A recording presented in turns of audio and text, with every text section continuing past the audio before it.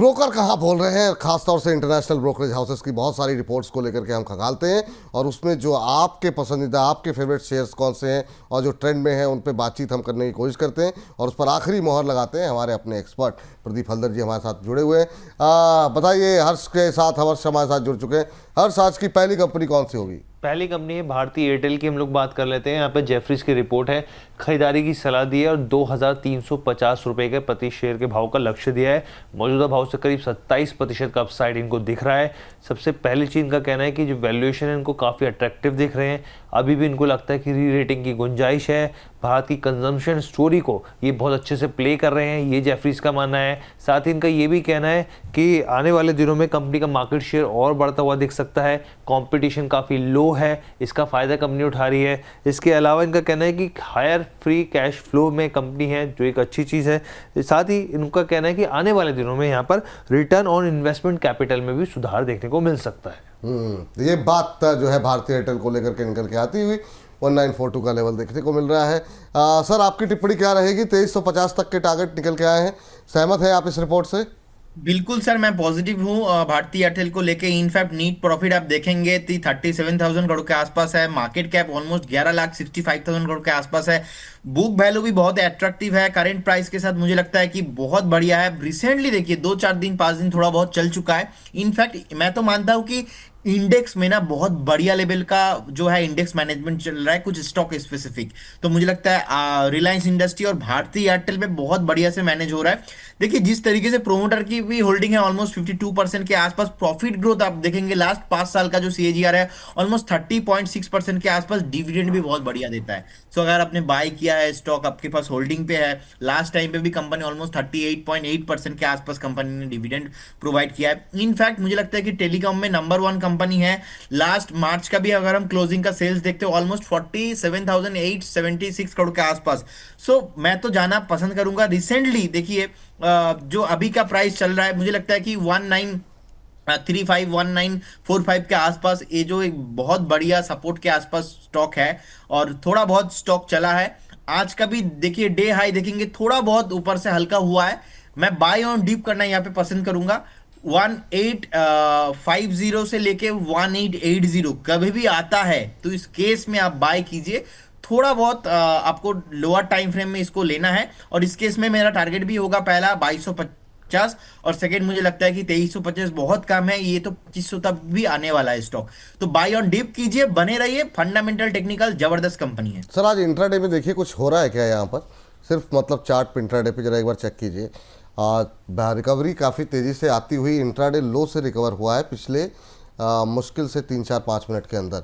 अब 1946 क्या कुछ अपॉर्चुनिटी है क्या यहाँ पर?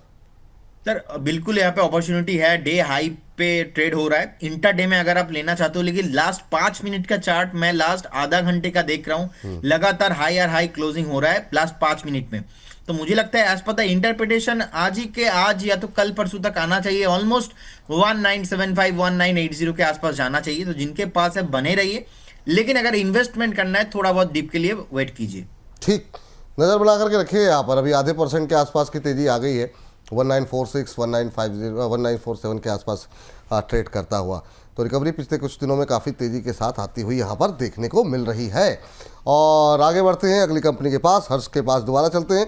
हर्ष, बताइए आज की दूसरी कंपनी कौन सी होगी? जी, दूसरी company Aditya Birla lifestyle brand की हम लोग बात कर लेते हैं यहाँ पर। और बर्नस्टीन की रिपोर्ट है, खरीदारी की सलाह दी है। 215 का यहाँ पे लक्ष्य दिया गया। अभी स्टॉक जो 168 के आसपास यहाँ पर ट्रेड कर रहा है। अब इनका कहना है कि वित्त वर्ष 2025 में जो कंपनी का एबिटा है वो 600 करोड़ से ज़्यादा बढ़ने की उम्मीद जताई जा रही है। साथ ही वित्त वर्ष 2025 से लेके वित्त वर्ष 2027 तक यहाँ पे 10 से लेके 11% तक रेगुलर ग्रोथ ये भी बढ़ने की संभावना है।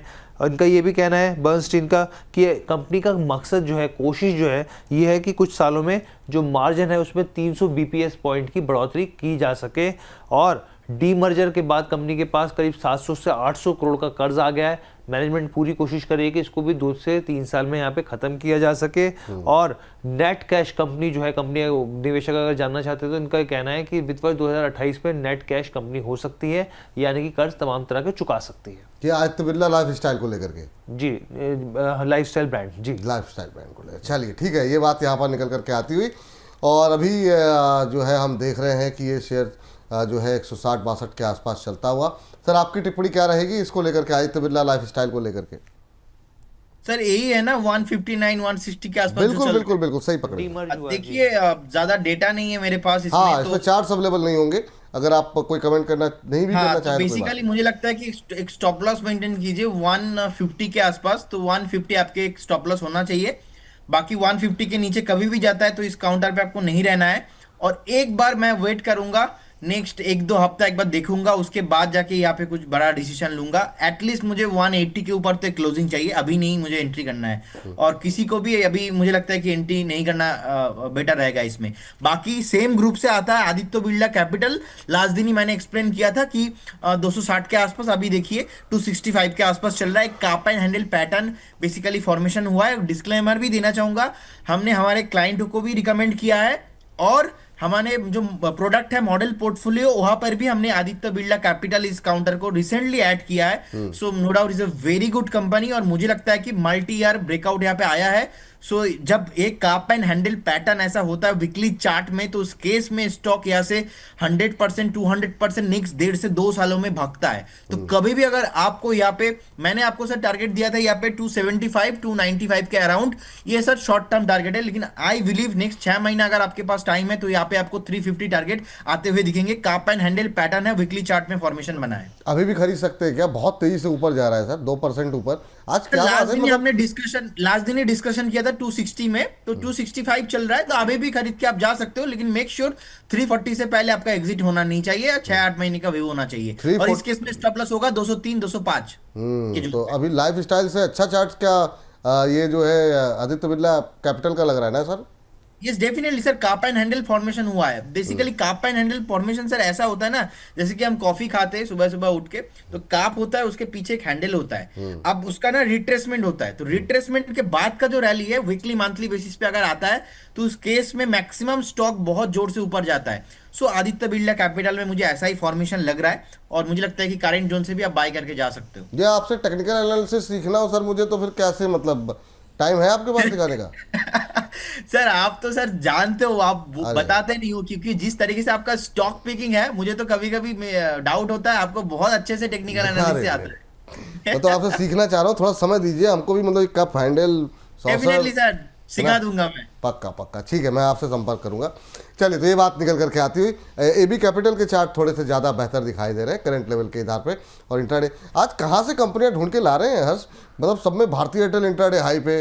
अब चलिए लाइफ स्टाइल पे नहीं तो बिरला कैपिटल, एबी कैपिटल जो है, भारतीय एयरटेल, एबी कैपिटल, ये सब इंट्राडे हाई पे ट्रेड करते हुए इस गिरते बाजार में शानदार मूव देखने को मिल रहा है। जी हर्ष, तीसरी कंपनी क्या है? जी, सनटेक रियलिटी की हम लोग बात कर लेते हैं। यहाँ पे तीसरी कंपनी है, और इक्विटीज़ की यहाँ पे रिपोर्ट आई है। खरीदारी की सलाह दी है, 543 रुपये का इन्होंने लक्ष्य दिया है। और इनका सबसे पहले ये कहना है कि कंपनी जो है बीकेसी और साथ ही निपेन सी रोड तक के जो प्रोजेक्ट्स कंपनी ने बनाए हैं, काफ़ी अच्छी वैल्यू कमाई है वहाँ पे कंपनी ने। इसका जो ट्रैक रिकॉर्ड है वो काफ़ी मजबूत है। यहाँ पे अगर ग्रॉस डेवलपमेंट वैल्यू की बात करें तो वो 39,370 करोड़ के आसपास है। यहाँ पे इनका पोर्टफोलियो काफ़ी डाइवर्सिफाई है, जिसमें आप रिहायशी की बात करें, अल्ट्रा लग्जरी अगर हम देखें तो लग्जरी की, अल्ट्रा लग्जरी की और एस्पिरेशनल प्रोजेक्ट्स पर फोकस करती है कंपनी। और इसमें इनका ये भी कहना है कि बीकेसी के अंदर इनके 2 कमर्शियल प्रोजेक्ट्स भी हैं, बेसिकली प्रॉपर्टीज़ भी हैं, जिससे आज सालाना 70 करोड़ की यहाँ पर एन्युटी इनकम भी होती है।